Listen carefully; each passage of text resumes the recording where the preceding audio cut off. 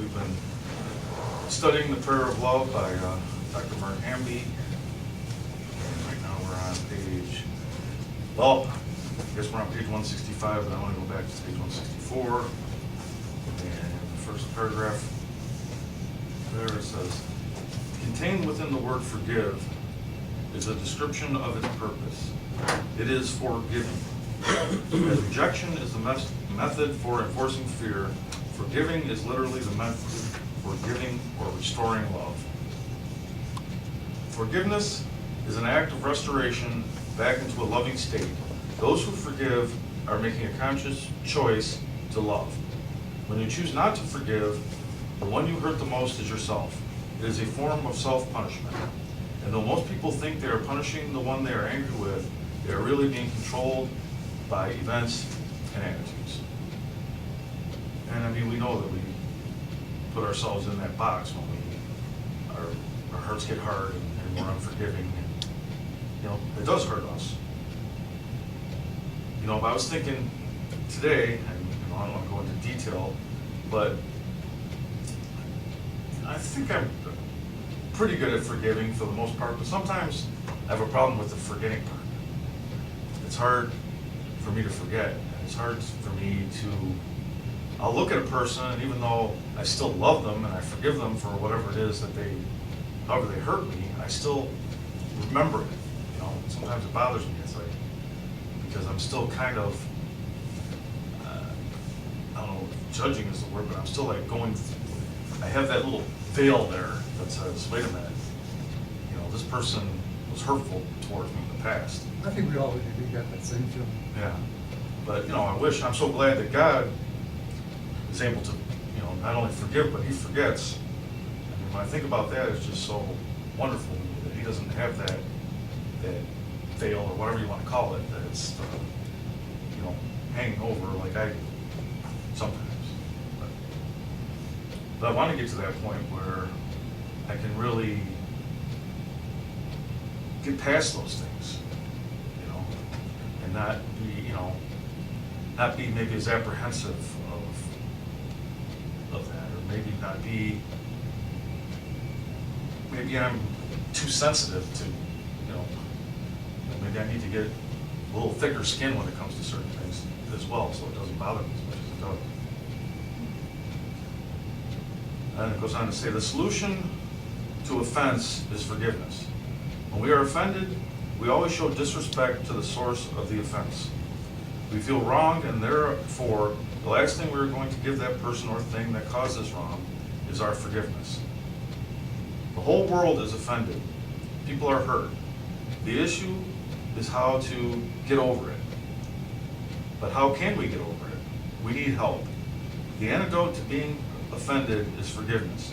But forgiveness is not merely the mouthing of words such as, I forgive you, or will you forgive me? Forgiveness can only come from within our spirit. Offense is at the narrowest part of the funnel. This can be the most difficult thing to overcome when striving to love. When we are wronged, we feel we have a right to reject others and lash out. We will never effectively deal with any issue of offense before we first decide that we want to follow after love in that situation. We can have no release from the crippling effects of our offense before we choose to seek love. This is why people can be offended over seemingly insignificant things and can let that offense continue for years, even to the grave. Which is a sad thing, you know. And I think what it is, you know, somebody offends you, and I think you still, being human, you still have it's hard to forget about what you did. You can forgive them, but forget it? I don't know. Do you think the pain continues? You can forgive someone, but you still feel the pain of yeah, what but, I they've mean, done to but there should be a healing process that can take place over time. You know, where, I mean, I guess it depends on what it is. Well, okay, so let's say that someone done something wrong, and even did it purposely, and, you know, it led to you getting hurt. You know, people make mistakes all the time, but, you know, continuing, sometimes I think that part of what we do wrong is we want to hold on to that anger sometimes, and not anger, but that pain too. You think so? Yeah, I really do. I know in my past problems and with people, I've wanted to revisit that pain so I could be easier to stay mad at somebody. You know what I mean? I think we have to make the choice, and this is what I think gets back to what Paul says, be content in all things, in all situations. You know, like, I was just talking about this with somebody the other day, it brought up an example, and it was actually on Facebook, but would you, if somebody, and it was happened to be a black man, but knocked on your door at 8:30 at night with a baby in their hand, would you open the door and assist them? You know, and the responses were all over the place, you know what I mean? In my case, and then my thinking was, you know, I've helped all kinds of people in all kinds of situations, and I'll probably always will do it. Even to the place of where some people even say that I was probably taken advantage of, you know what I mean? But if 5 or 10%, even 5% of the time, even 1% of the time, of 100, if only one time it affects somebody's lives forever in the right way, then it's worth it to me. No matter how many times those, you know, the 99 were there. It could be 99 from the people I care about and love, you know what I mean? But if that one time makes a difference in their lives, it helps me get closer to God, helps us see God through me. You know what I mean? That one time, it's worth it. That way, I'm holding on to that hope for that one time. That way I don't have to hold on to the emotions from the 99 other times, because I'm still holding on to that hope. You know what I mean? So that, I think that's one way to get to a place of being content in all situations, even when we're getting hurt, because no matter what, we might be getting hurt, but God usually comes along in our worst times and blesses us some way we can't even see, you know, and becomes part of our testimony. I mean, that's the things that have happened to me in my life through my walk with God. Those are my thoughts anyway. I think, you know, when you're talking about helping people, too, I think sometimes, you know, we have to, well, not sometimes, but then we always have to kind of rely on the Holy Spirit to Right. guide us with that. Sure. Because sometimes you'll do something for somebody, and, you know, and you're led by the Holy Spirit, and then other people go, well, that was stupid, that was dangerous, why did Right. you do that? Or even if the enemy sends that person there to do something stupid, or hurt you, you know, kill you, whatever that he means for evil, God can change it to good. Right. You know, no man, no woman, until they actually do an action, it's not done. No matter how many times they plan it out or think they're gonna do it. So God can change it like that. So I think if we answer a door, and like I think Pastor said this last week, you know, we're really showing who Christ is in us. It's hard for them not to flee. I would answer the door. I'd be afraid. Well, you know, that's okay.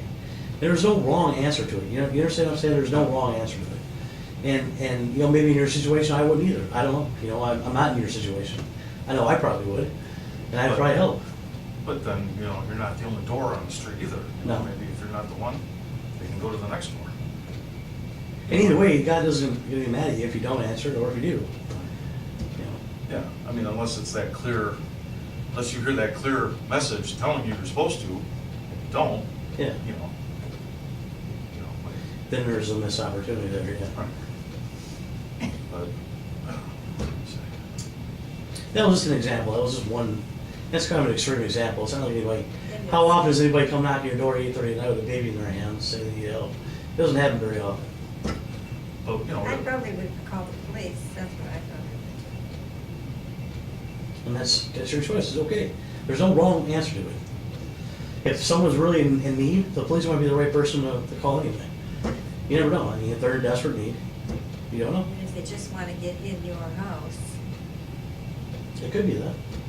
we're living in dangerous times. We do, but I'm not going to live in fear. I'm going to live in love. So, I mean, we can only do one or the other. And if I think that's what the Holy Spirit wants to do is call the police, that's what I'll do. And I'll ask. If he wants to answer the door, I'll answer the door. I'll give the guy a ride. I'll buy him food. I'll take care of his baby. I mean, whatever I need to do. I don't really care. It doesn't matter to me. I mean, I would do it too if I knew that it was legitimate, but how do you know?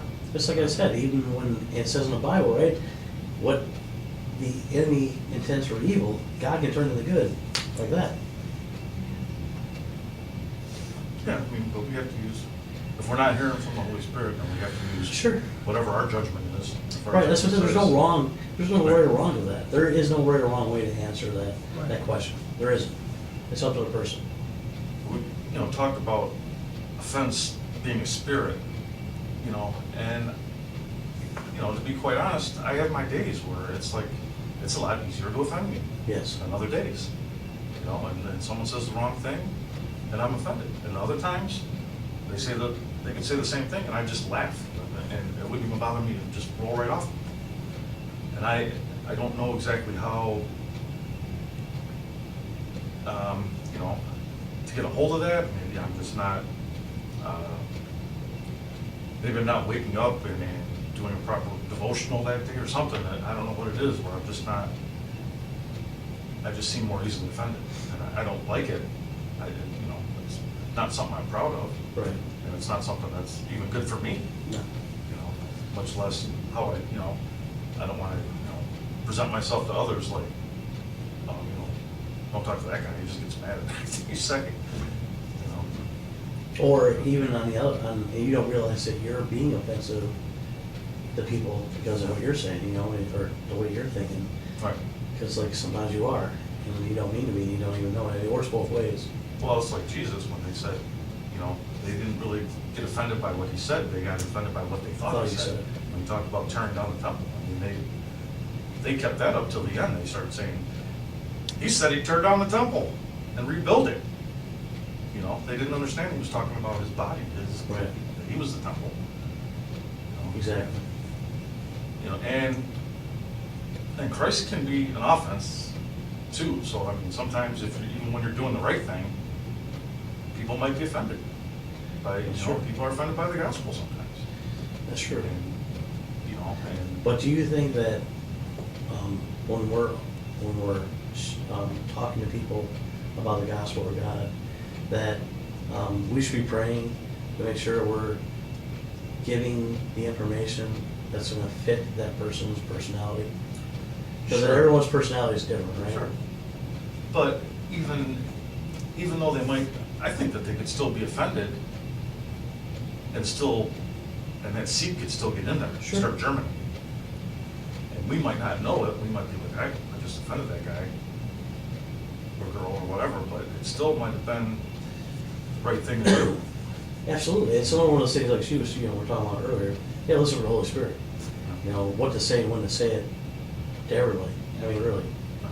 Especially, outside our little circle here, we don't know who we come across that's fallen in love with Jesus or whatever, We don't know that. So some things that, we say, we could easily offend people because they're not at our spot, even down the road of truth. They could be Christians. Let me ask you this. If we love Jesus, and there's people that speak evil of him, right? But these people need him, and it's offensive, because I love Jesus, it's offensive what they're saying. Sure. But yet, I need to act in a manner where if I just act all offended, it's not gonna help them, or me. Right. So there's a legitimate being offended, but yet you have to be able to handle it, and ask God for grace and be able to. Well, it is, so reminds you of the verse of the Bible says, be angry, but sin not. Yeah. You can be upset or whatever what people are saying, but how you respond to it is a choice. Right. And I struggle with that sometimes. My emotions sometimes start running my mouth before I'm supposed to, you know what I mean? And I don't want it to. I don't want it to. I don't want it to on any extreme. I don't want to be so happy that I'm just babbling, or that I'm so angry that I'm, making you think I want to kill you. I don't want either one. You know what I mean? I'd like to be somewhere in the middle before I speak, and it's hard to get in that place. I think that's kind of what you were talking about earlier, like being offended. It's hard to get in that middle place and stay there, where you're taking your time and you're soaking stuff in before you react. And in those kind of times that you're talking about, the only things that help me are think about the goodness of God, the good things God's done in my life. Waking up, not knowing why I'm so upset, but hey, I got a nice car. I got people that love me. I got, you know, a decent job. I got somewhere to go to work, you know what I mean? I can eat, I can feed my son, you know, I can come to church and, you know, just whatever little things. I mean, I'm alive. I mean, whatever it is that I need at that moment, just start saying those things until all the that blessings. offense is gone, yeah. That's the only way it gets rid of it to me, for me, is think about the goodness of God, the goodness of God in my life. You know, it doesn't say the goodness of God brings sinners to repent, only the bad people, it says all. You know, so sometimes we wake up in a funk. You know, sometimes we are in a funk. Sometimes our day's going great and it feels like we got hit by a freight train because something happened where we're at, you know. That's when you start saying the goodness of God, the goodness of God, the goodness of God. It may not help like that, but over time it will make it so those things, those other feelings go away. Because you can't have love and fear both in the same spot, you know what I mean? So that's just my thought. I knew one person, and it was hard to communicate because they were so, I don't know what the word is, maybe self-absorbed, I don't want to be rude about it, but they tended to take the things you said and transform them into their way of thinking, even though that's not the message we're trying to give them. Right. And it gets kind of scary because it's like, well, wait a minute, that's not at all what I was trying to say to you. It's almost like manipulation. Yeah, but it wasn't like, it's almost like they don't know they're doing it though. Yeah, It's like subconsciously, sure. you know? And Well, it gets back to what you said about a little while ago, which was right. They got offended because of what they thought Jesus said, not what Jesus actually said. You know, and they didn't question him. That's another thing too. It's like if you say something to me that I'm like, I think it's a little offensive, I'm gonna think about it for a little while, make sure I played it in my head a couple times. You know what I mean? Make sure I heard it right. Then I'm gonna ask you, is this what you said? Make sure I heard it right. And then I'm gonna say, well, this is what I'm getting from what you just said to me. Is that what you want me to understand, or is that what you want me to think? You know. well, this was more like, this isn't even really about offensiveness with this guy. It was just like he would just take it twisted to what he liked, Yeah. you know? So, you know, even if it was something that you're against, he would, you know, be like, and you'd have to be like, no, that's not what I meant. You know? But, Sounds like it'd be difficult for anybody to have a relationship with that person. right, but, yeah, but I mean, it's strange, and that's a unique case, I guess, but there Yeah. is a lot of cases where you can definitely be misunderstood or misunderstand someone, you know, and, Absolutely. you know, and I think sometimes that has happened when you said, well, I'd be like, now, wait a minute, what? And it really wasn't the way I took it. Right. You know, and then I was like, oh, I'm glad I didn't say anything, because. And how many times, I mean, honestly, let's be honest with each other. How many times are you in the middle of doing something and you're only half listening to somebody anyway? So they say something and you think you know what they said, and they didn't say that at all. You know what I mean? And you're like, can you repeat that? Because I don't think, what happened up here is probably what you said. But you were talking about different people's personalities Yeah. too, and some people are just, because they can take it or because they don't mind, they don't realize that other people do, or other Right. people can be offended. Sure. Because, you know, it wouldn't offend them, Right.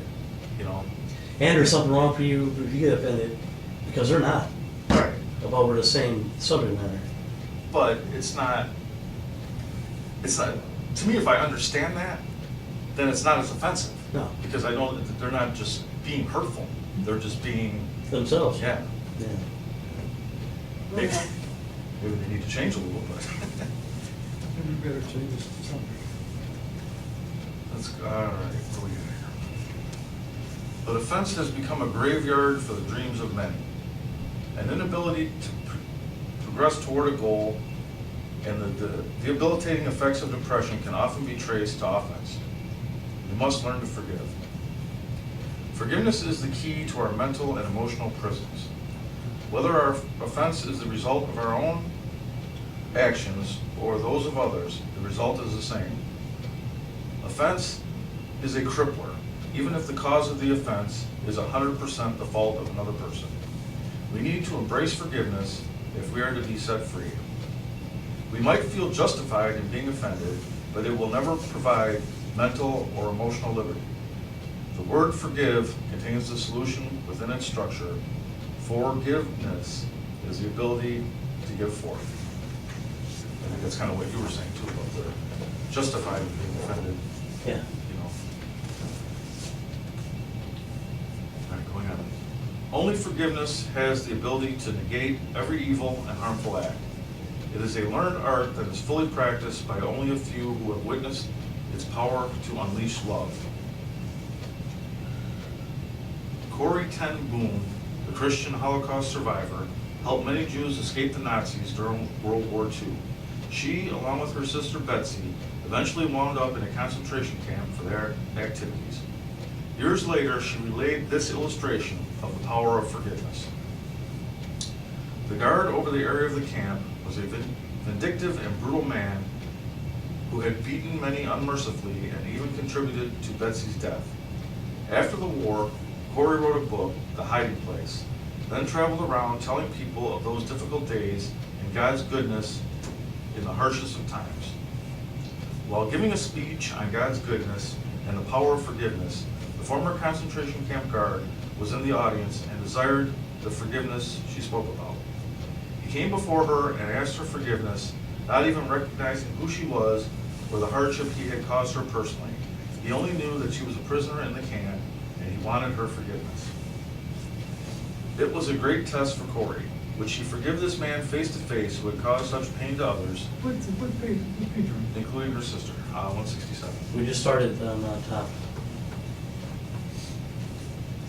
This man wanted more of the God of love than she spoke of, but how difficult it was to give him the forgiveness he sought. This prison guard, as well as Corrie's spiritual maturity, were being tested. Would she demonstrate the greatest of love through her forgiveness, or would her feeling of offense at this man cause prison walls of her own making, to keep her from progressing in love and maturity? She did forgive this man, which not only opened up access for him to God's greater love, but also caused the power of God's love to be multiplied in her. Spiritually mature people will recognize that when they are being challenged to forgive another, God is judging their maturity. I just want to make a comment real quick. Yeah. In the last paragraph, I think it's something very powerful. It said, so you did forgive this man, which not only opened up access for him to God's greater love, but also caused the power of God's love to be multiplied in her. Multiplied, not just added to, but multiplied. I think those things are really important. Is God's love has to multiply in me for me to become better to you. It has to multiply in me, and things like that make a huge difference in multiplying that love. But I just wanted to, I thought that was important. Right. Well, plus, I mean, if she's up there and, she's speaking about God's love and how, it kept her going, it kept her through all these difficult times.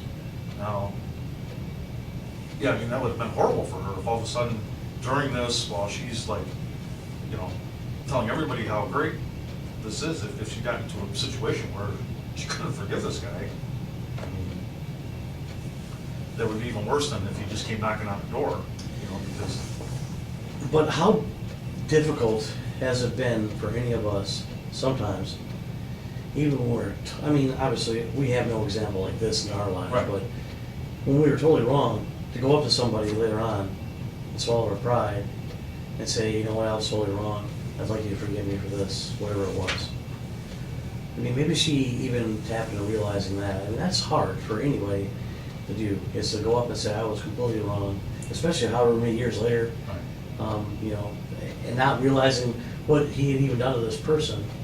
He might not have said a word if he'd known that he was the one that actually contributed to his sister's death, and maybe that's why it was the way God set it up. But how difficult is it for someone to do that? I try to keep that in my mind when someone's asking forgiveness for me, is how difficult it was for that person to do that, and say, you know what, I need to be forgiven more than I have to worry about my own pride. I just wanted to point that out, that's all. Sometimes it's easier than others to recognize the brokenness, and sometimes it's just a no-brainer to see how that you can tell that the person is so genuine in their apology or in their, that to me, it makes it a lot easier to forgive, because it's like, because you know Sure. they're not just saying it to be like, you know, I just want to say it because I'm supposed to, or because, you know, but there's a real genuine, you know, crying out for forgiveness. I hear you repeat it all the time, but what page you on? 167. 167, and we're about halfway down in the, so it starts with the spirit. It's me, man. What's up? It's okay. But, you know, I wanted to share this quick story and then we go on. But shortly after I was forgiven, I mean, by God, you know, and I was, you know, Christian. I say shortly, probably 6 months later, whatever it was, doesn't matter the time period, it wasn't really, I don't remember anymore. But God wanted me to go and start asking for forgiveness from people. And it was some people I hadn't seen in years even, to seek forgiveness for some of the things I've done, because I've done some horrible things to people.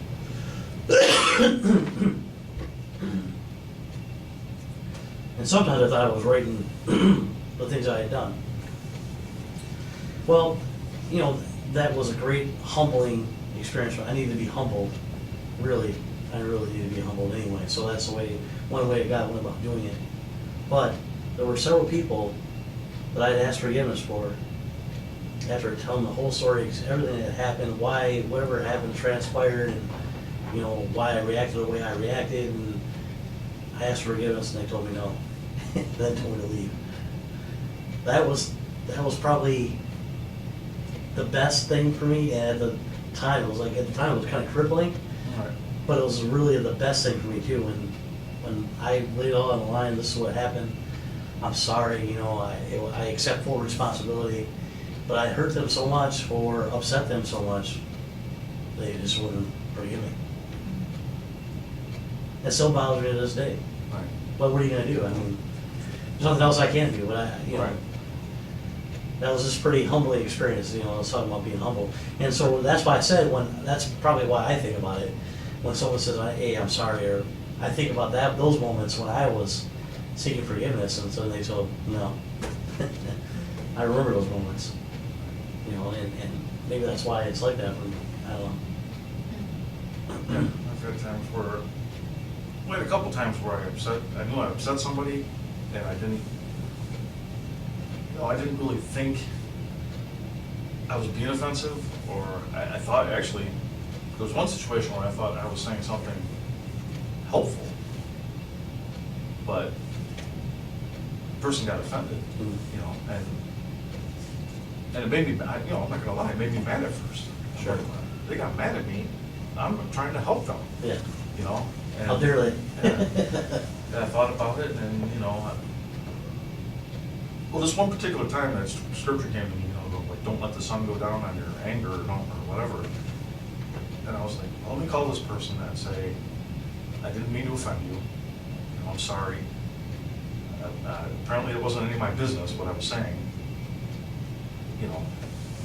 And I did that, and I felt better, and, you know, and I didn't hang that thing up of, oh, well, I did the right, you know, not did the right thing in apologizing, but going back to what I said, I kind of erased that thing of helping them, because obviously it didn't, you know. And if it offended them, and I got to that point, maybe it just wasn't my business, maybe that wasn't my place to say that, you know, to them. Well, sometimes we jump the gun, when we try to help people, Yeah. we don't ask God, and we're not supposed to. Right. Right. Sometimes. Yeah. Well, I did, it was just like, you know, I had no idea that it was gonna be offensive. Sure. You know, but, you know, I was glad, you know, and then that's when I started asking the Holy Spirit, what do I need to do? Yeah, It's like, so you learn need to something. apologize to this guy, even Yeah. though maybe in your mind you weren't, you know, or maybe even you were right, doesn't matter. You just need to apologize to this person because they're your friend and you offended them. You know, I had a hard time with that too, and God brought me to a place of, if somebody is offended, it doesn't matter if it's your fault or not, that's how they feel. Yeah. So you apologizing doesn't hurt you a bit, but it may help them get release from those feelings. Right. Well, you're right or you're wrong, it doesn't matter. At that moment, you're wrong because they're offended. And that's what God had to get me to a place. I'm like, you know, I thought that out before I did this. There's no reason they should be mad. You know, why should I, you know, so God would have to take me through it. No, if they're offended, then you did something wrong. Whether you thought you did or you didn't, you did something wrong. Or it was that you didn't talk to me first, you didn't, whatever it was. And 90% of the time, probably 99% of the time, it's I did something without talking to God about it first, thinking I was gonna help. You know what I mean? And a lot of times, when I even look at it one step further, because I tend to overanalyze things anyway, I did it so I could feel good about myself. You know what I mean? I had an ulterior motive behind helping them anyway. And it all backfired a little in my face. Right. But it's funny because you can't get that stuff by God. No. If you got an ulterior motive, He knows about it. Yeah. He knew about it before you even did it, or before, you know. Right. Well, you know, though, it's not a conscious thing. No. You ever notice that later on, like you had an ulterior motive, but it was in your subconscious, you didn't realize that you had an ulterior motive? You know what I mean? Have you ever felt that, or is it just me? Yeah, I mean, I don't know. I don't constantly plan stuff out or anything. Right. I was thinking about, I don't know, one time I was driving down the road and I was thinking about how I was gonna do something for somebody, and then I thought, you know, I was by myself, you know, but we're never really by ourselves. Yeah, right. So anyway, I'm thinking like, oh, I'm gonna do that, I'm probably gonna get something good in return, you know? And I just started laughing because I'm like, oh, you know, I can't get that by God. No. You're here with me. I just started having a conversation with God at that point. Right. You know, and just laughing, saying, yeah, well, I wasn't doing it to get something in return, but yet I had that thought. Yeah. You know, is that similar to what you're talking Yeah, about? similar. Yeah. So, and then I don't know, and it was just funny to me for whatever reason. All right, let's continue. Spiritually mature people will recognize, What page are we on? 167, about halfway down. It's the third paragraph. Spiritually mature people will recognize that when they are being challenged to forgive another, God is judging their maturity. Think of being cut off by someone in traffic or having a neighbor behave in a not so neighborly manner. Who among us has not had others speak unpleasant or harmful things to us? Who has not known at some time the rejection of someone close to them? And who has not lashed out at some imagined or real wrong caused by the government, a business, a family member, a friend, a teacher, or a coworker? Such instances are common, but do we realize that they are opportunities for our spiritual maturity? Our maturity is tested by the severity of the offense. Just turn 168. If we do not learn to forgive in little things, we will never forgive in great things. Forgiveness needs to be practiced if its power is to grow, yet how many fail to practice it even in small things? To the person who lacks spiritual maturity, forgiveness is a weakness. But to those seeking it, it is the power to tear down strongholds and release prisoners. You know, I think that's a very true statement, because some people, you know, people that lack spiritual maturity or people that are hard, you know, they do consider that to be a weakness. They don't, you know, they just think like, you know, we all know people like that, if we want to be honest. We know people that don't, you know, that if they're not on the top of the situation, you know, it's a weakness. You know, and that's why, because they're not spiritually mature. You know, it's a good, I don't know, I guess I've kind of thought of it that way, but this is kind of puts it to the point. Anger and bitterness are the children of offense. When we choose not to forgive for any reason, we allow a seed of bitterness to take root, and that root of bitterness will eventually kill the one who refuses to forgive. The world often equates forgiveness to weakness, but the truth is, it takes greater strength to forgive. Forgiving someone for a wrong they've done does not necessarily mean that there are no consequences for their wrong action. I can forgive someone for meaning me harm and burning down my house, But that does not mean that person will not be arrested or have to pay compensation or pay in some other fashion for their crime. Though they will face consequences, my forgiving them sets me free from the evil that was directed at me and allows them an opportunity to be delivered from it as well. Who could do that? Huh? Who could do that in that situation? Who could, I can forgive someone for meaning me harm and burning down my house. Who could do that? Just, Yeah, it is. could you do There are that? people, no. See, that would be tough. I mean, I could do it probably, but I need a lot of God to make that happen.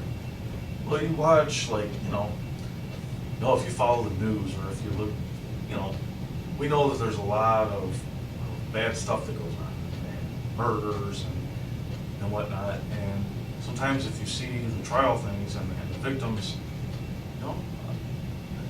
a lot of the victims are like, they can't forgive. Maybe not then.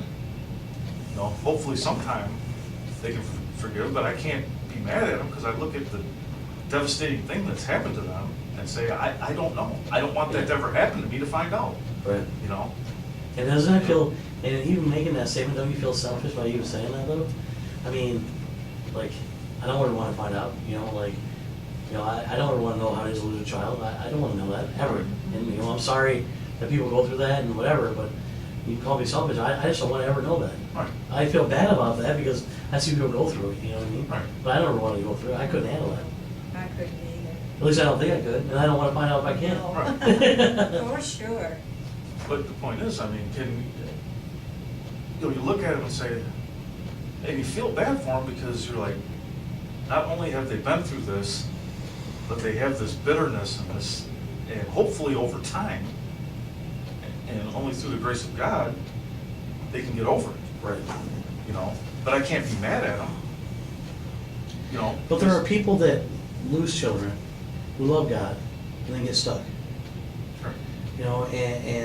Or their house burns down, or whatever significant event, losing a spouse like way before their time, and they say they're not mad at God, and they say they're over it, but they can't come to church anymore, or, they can't be part of what they were doing before, or whatever, it just, if you say you're not upset with God, after something like that happens, I personally couldn't believe it. I'd be upset with God. I would. I'd be mad.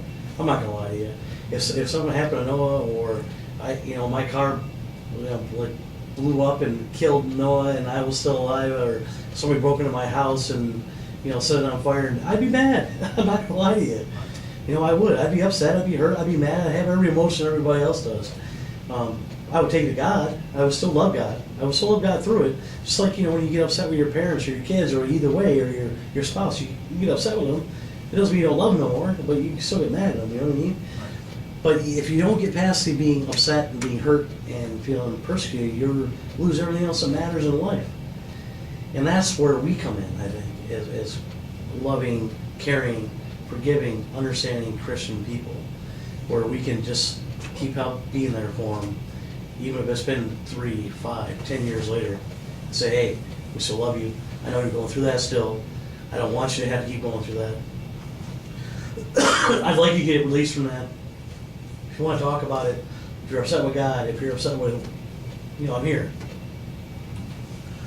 I mean, A lot of times people get torn apart from God and the rest of our Christian family because of the lack of forgiveness and things like that. They're completely out of control. but just the forgiveness, that Jesus spoke of. I mean, we really need Him to be able to forgive them. Sure. How do you love your enemies without God in the equation? I don't think it's possible. Impossible, yeah. And just, and stuff like that. It even talks about with men, things are impossible, with all things are possible with God. Yeah. So, if you don't have them, there's just certain things that you're not going to be able to do. There's certain, and these things, to me, are still hard. It's Sure. hard when someone is just really bitter and angry towards you and just really mean to you, to still love them. But we're supposed to, and there is, with God, there is a a state or a spirit that you can be in where you can do it. But but if you don't, if you don't meditate on those things, if you don't think on those things when you're around this person, you're not gonna, it's gonna be harder to handle it. Yeah, well, I mean, get to a place to love your enemy. I mean, that's a really difficult thing. However, I think that the war that goes on with that is in between your ears. You gotta love them just as much as he loves you. It's hard for me to wrap my mind around that when you think about serial killers or, Adolf Hitler or terrorists or, any of those types of people. Set out there, kill, maim, hurt, destroy. And do it in the name of God even. It's hard for me to wrap my head around the fact that God loves them just as much as he loves us. But if you were the only person that could talk to them about God, and before they die, could you do it? And that's the type of way I think about these things. Could you even stand be in the room with that person enough to talk about God? Could you be the one that God could send in their path, knowing that they've killed 100 people? Or could you be the one that does that? And if the answer is no, and that's okay if it is, that's what this book is for, really. It's helping you get to a place of figuring out why. Why can't I be that person? What can I do with God to fix it so I can be that person? That he can send there to talk to that Jeffrey Dahmer or the ISIS guy or whatever, or Adolf Hitler. Say that,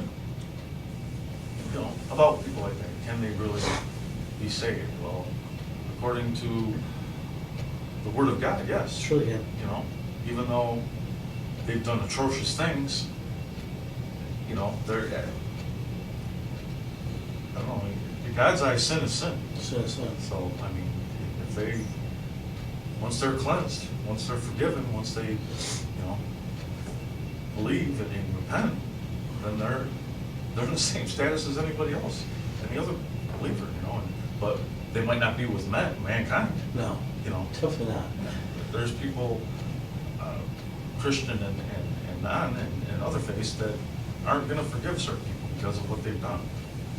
Even if it wasn't to them, just, because they read about it or it was on TV. Well, could you be that person that goes and talks to Adolf Hitler? Yeah, I mean, Could you? I mean, it's easy to say yes or no. It's easy to say that, but could you? Right. That's something you have to really examine yeah. in yourself, or Jeffrey Dahmer, or these ISIS people, or whoever it was, could you be that person? I don't know. Yeah. I like to believe I could, and I would, think you could. but I don't know if I could or would have. I don't know. All right, well, I guess we're gonna close and finish that page, so, page 169, next time. Father, thank you for this time together, Lord. We just ask your blessing on us as we leave this place, Lord, and we just ask you to let all these things that we've studied and learned about just really settle in and get into Yes, our Lord. hearts. Help us, Yes, help God. our hearts to be towards you and towards others the way they should be, dear Lord. Help us not to be easily offended and not to be an offense to others, Lord. And help us just to stay on you, because when we do that, all things seem to work out the way they should. Give you all the honor and praise. In Jesus' name.